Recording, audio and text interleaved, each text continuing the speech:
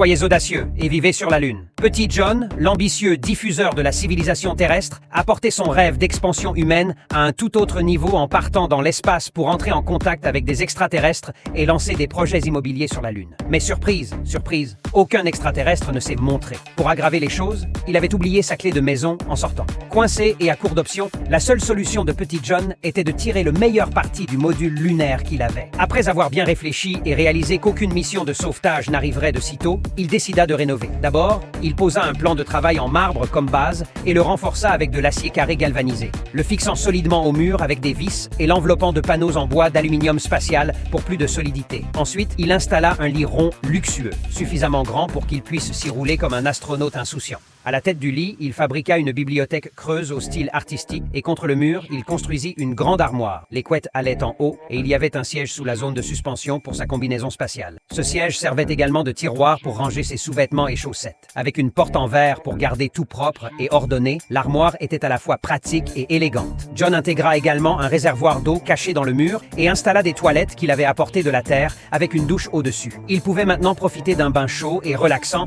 et savourer un moment de pur bonheur. Une cloison en verre séparait les zones humides et sèches tout en ajoutant une touche d'intimité. Près de la fenêtre, il construisit une table d'angle polyvalente, un espace pour sa plaque à induction et un bureau pour son ordinateur, capable d'envoyer des signaux de détresse à la Terre si nécessaire. Et lorsqu'il ne travaillait pas ou n'étudiait pas, la table servait de coin repas où il pouvait déguster un repas préparé sur la Lune. Pour éviter l'ennui, il prit soin de mettre en place une télévision et la sainte trinité des consoles de jeux, PS5, Switch et Xbox. Avec ce module spatial hyper équipé, Petit John devint la première personne à véritablement vivre sur la Lune. Ce n'était peut-être qu'un petit pas pour lui, mais c'était assurément un grand pas pour l'humanité.